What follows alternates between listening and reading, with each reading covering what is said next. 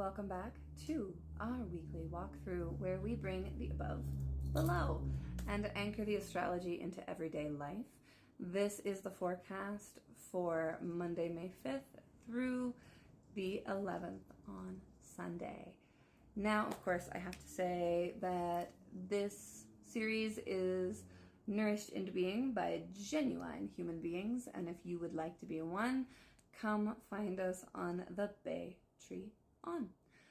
Particularly if we can hit more people at tier 1, I will bring back the stars and cards in addition to the weekly walkthrough.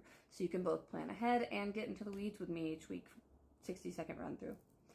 This week is honestly a lot slower compared to 2025 in general. And honestly, it's just kind of a chill week. There's a subtlety to it.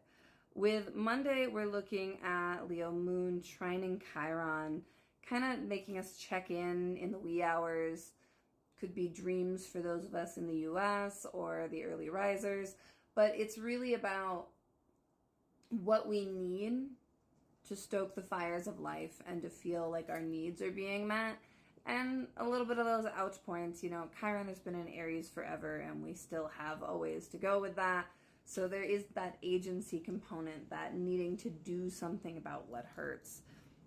We also have the moon square Uranus, so a bit of a bumpy start to the day, but not anything to write home about. Just maybe take more time. Like, to me, especially with Uranus and Taurus and the moon in Leo, this could be like rushing and focusing on the self, leading to things spilling. Then we have Mercury sextile Jupiter. There's some reception there, given Jupiter's still in Gemini and Mercury rules Gemini. So this is at 11:21 a.m. Mountain Time. If you need to send submissives or ask for something, do requests, anything like that, there is some support there. Like if you are worried somebody is going to shoot you down, Monday might be a good day to ask. Like, improve your odds a little bit. Moon moves into Virgo in the afternoon. Fast forward over to Tuesday, and the big story is Aries Venus sextiling a now retrograde Pluto in Aquarius. Again, this is a harmonious aspect. Like, if you need to go deeper with Venusian themes, this could be a good day to really kind of like figure out, like, what do you want? What is the longer term plan with connection, with beauty, with what it means to show up and to build something and take initiative with that. We also have at 7:47 p.m. Mountain Time, Mercury in Aries conjunct Chiron in Aries.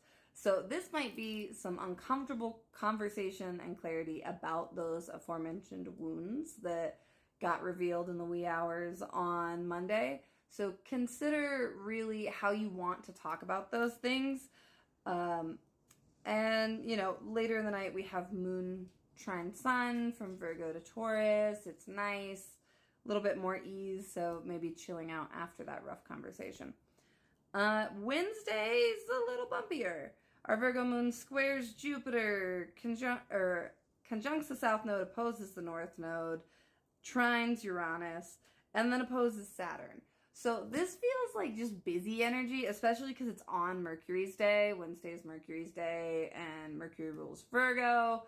And so this feels hasty. This feels like a rushed day where the issues that happen Wednesday are because you're going too fast. So let yourself slow down in advance and expand your schedule to make more room for things going wrong. And of course, joke about it. Mercury loves to laugh. Give some humor to the frustration and it'll get easier. All right. So we drop down into Thursday, got a Libra moon really early in the morning Mountain Time.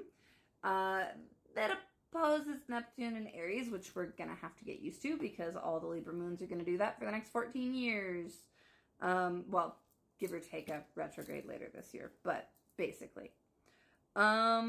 And then trine to Pluto and Aquarius, same thing. We're going to have that for a long time. And opposing Venus in Aries, which there is reception there, but this is kind of like, how are we handling, recalibrating, balancing, and bringing perspective and fairness to things that are wildly outside of our control. So Thursday is a little bit more big picture, and the sextile with Mars is also helpful because, like, while Venus does better with Mars than the moon, in Venus's sign, like, the moon can spur us to some action that we need to take for the sake of our bodies, our well-being, and like what we're trying to build and gather. There's no transits on Friday. We've had a few of these days, and it's always kind of weird to me. Like, no new aspects. Friday is just kind of letting it ride, which is good because we need that kind of coasting before Saturday, which is much busier. On Saturday, Libra moon trines Jupiter, like, and this is barely Saturday. This is for like mountain time people on East Coast. This will be a Friday aspect because it's at 12:17 a.m.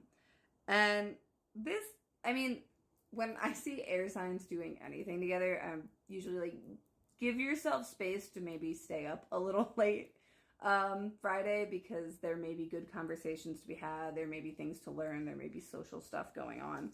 And then we have the Libra moon opposite Chiron, checking in with like, how did that wound work go at the beginning of the week? And then Mercury is going to move into Taurus at 6:15 a.m., which Mercury is starting to pick up speed and is moving at a decent clip, but it's kind of counterintuitive because Taurus is a much slower and more chill sign. So Mercury in Taurus is methodical and very much about this, then that, then this, then that. So let yourself find a rhythm where more things get done when you let them follow that pace than when you try and rush through everything. So that's kind of one of the big themes this week that I'm seeing, is how do we collaborate with everything that's going on so that we can slow down into it and have a bigger impact. Moon drops over into fall in Scorpio at 1:58 p.m. and a couple hours later we get an opposition with that Mercury. So on Saturday, like, I would not necessarily recommend any conversations that are needs-based, any conversations that are delicate, because they'll probably just be a little stubborn and a little combative and maybe not yield the result you're looking for, especially because then later in the evening the moon's going to go on and square Pluto. So it's just like, think about it, dump it in the journal, come back to it later.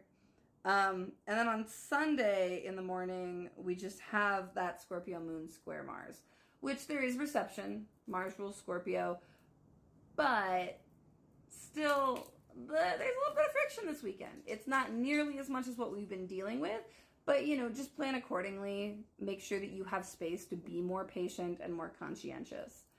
And then I decided that we're going to actually just live draw these, because this deck, being a blended deck, has so many different cards in it that it slides all over the place. So when I try and preset it, it's actually kind of worse for us.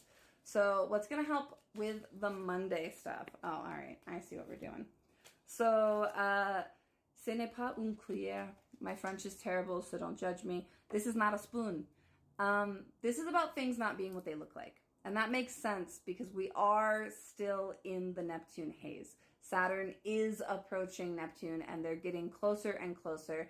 And we're having some reality checks, but with that, we're also in territory where false assumptions are likely. We move into Tuesday, and there's some lack of satisfaction, but also sometimes we have to pick the options in front of us. We can't always just keep waiting. Jumping in to Wednesday, we're looking at how do we manage to cultivate inner faith and build something within us that can resist what's outside. And then how do we be grateful for it? We jump over to Thursday and we have the 9 of Pentacles, and it's very much asking us, like, what matters in the long run here? Then by the time we hit Friday, we have the 4 of Swords reversed. So, you know, rest. Use that gap that I mentioned to rest. Saturday, the Fool, the dandelion version. Grow where you can, do what you can, and break the systems as necessary. And Sunday, Goddess of Cups. Just let it flow. Go deep and let it flow. All right, let me know what you think. Bye.